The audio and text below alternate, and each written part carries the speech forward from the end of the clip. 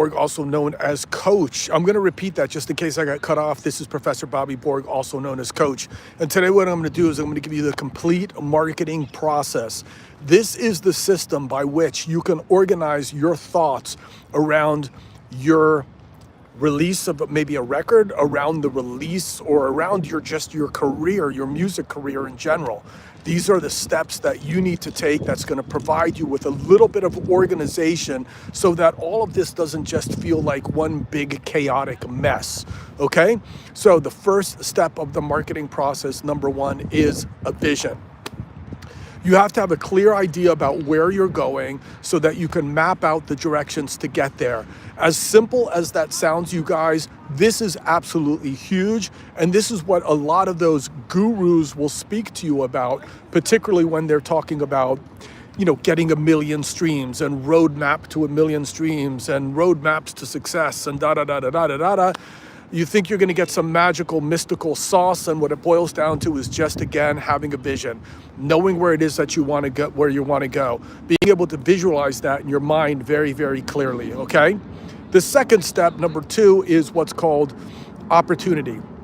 Making sure that the vision that you have represents a profitable marketing opportunity. So what does that basically mean? That means that you are looking out into the external environment, you are investigating what is going on in the market, and you are clear about what it is that you're doing, and that it sort of fits a need, and that it answers a problem or solves some sort of solution. So you might be thinking that, what are you talking about? Like, everyone needs music, and that is true, right? We need music to run to dance to study to have fun to. But what we really need is we need interesting and unique new music, because people get bored of hearing the same things over and over again. So they look for things that maybe are a little bit different, or maybe that someone hasn't done before. And that represents an opportunity. You don't want to be too weird. And that's why I use something called the Maya principle, most advanced yet acceptable. So you want to be acceptable, but you want to be doing something that is a little bit different and kind of like, makes you stand out among the other 100,000 songs that are being released on Spotify every single day, right?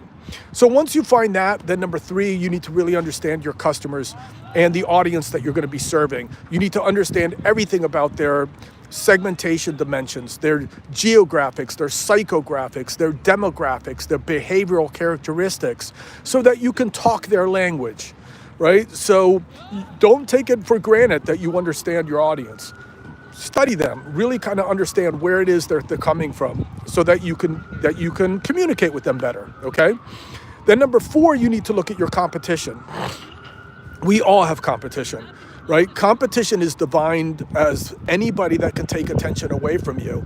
It doesn't necessarily mean that somebody is doing exactly what you're doing. It just basically means that there's other people out there that potentially could take, attention away from you. So you need to kind of look at the people that are sort of in your realm, maybe people that you might end up going out on tour with, or you could see yourself playing in front of. And then you need to analyze a little bit about what's their brand like? What are their products like? What is their lyrics about? How do they present themselves on stage? And you need to ask yourself, how you can present yourself in a way that is unique and positioned as being differently from what everybody else is doing.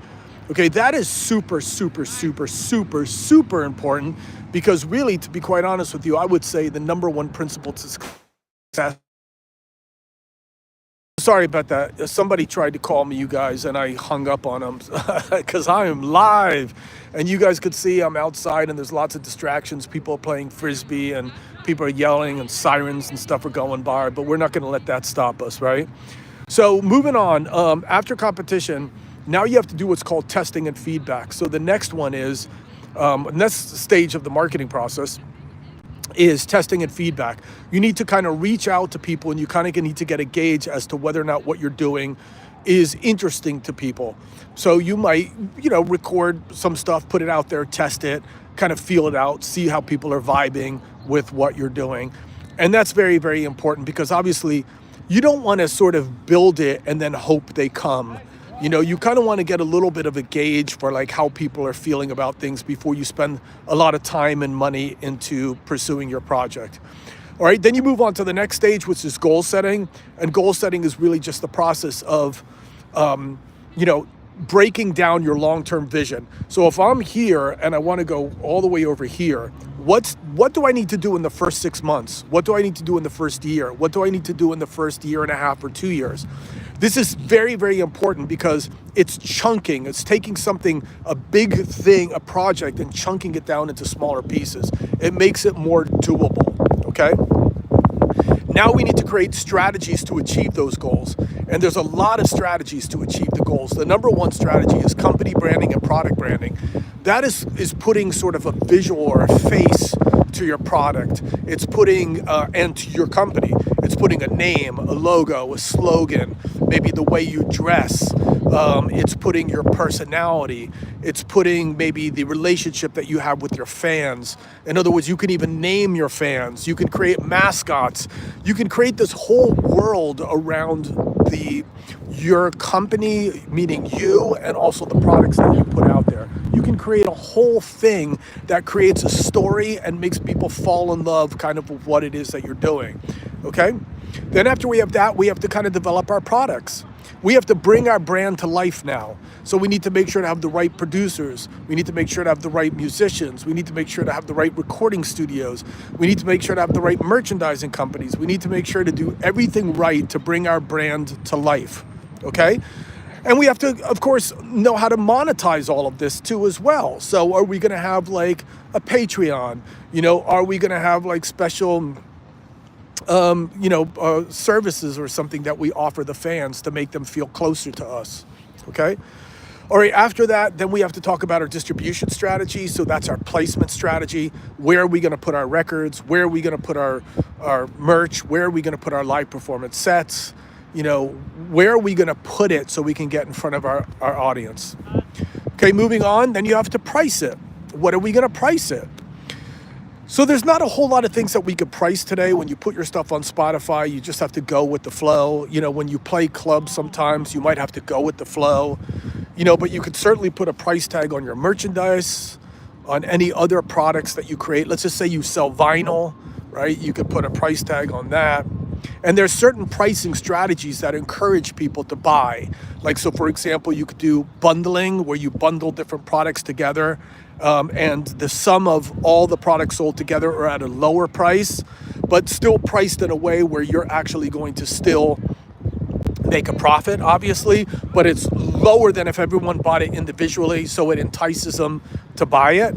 And then there's all kinds of other really cool pricing strategies as well too.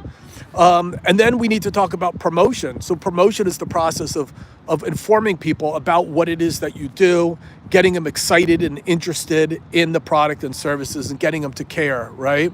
And then ultimately getting them to buy. So we want to build awareness, and we want to get them to buy it. And one of the things you guys have to be careful about is always using just the same strategies. And what people do is TikTok, they do Instagram, and they do Spotify playlists, right?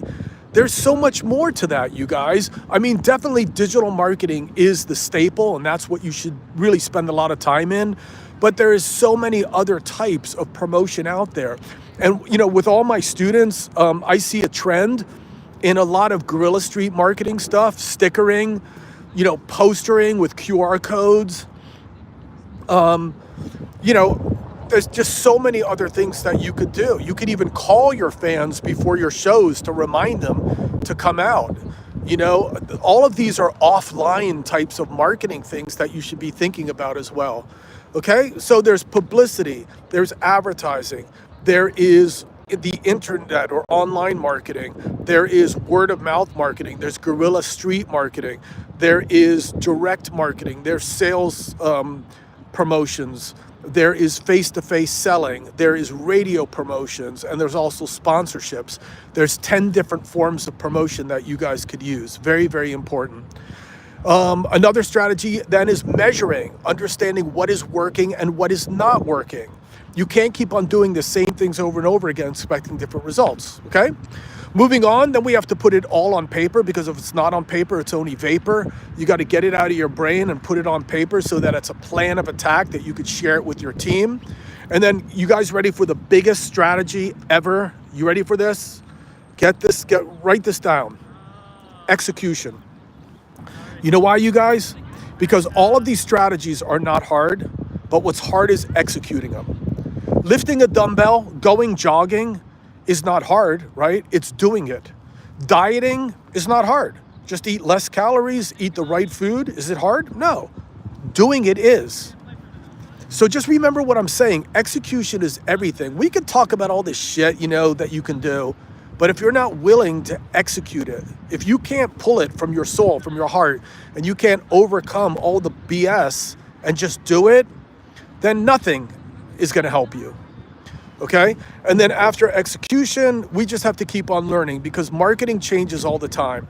Not the principles that I just talked about, but things like algorithms. The way you upload on YouTube, or the way you upload on Instagram or TikTok, the things that you do, the algorithms changes. 1 minute, hashtags are important. The next they're not. The next you should do this. The next you shouldn't do this. It's a pain in the ass, but you just kind of need to follow some of the trends that are happening and pay attention and read as many articles as you can to stay up to date with everything. Okay, you guys, so that's pretty much the complete marketing process. All of this stuff is discussed in my book, Music Marketing for the DIY Musician. It's available on Amazon. And this is not Bobby Borg School of Marketing stuff, you guys. This is the shit. Like, what I gave you just now was like an MBA in music marketing and business. Really good stuff. If you can master it, man, you're so far ahead of everybody.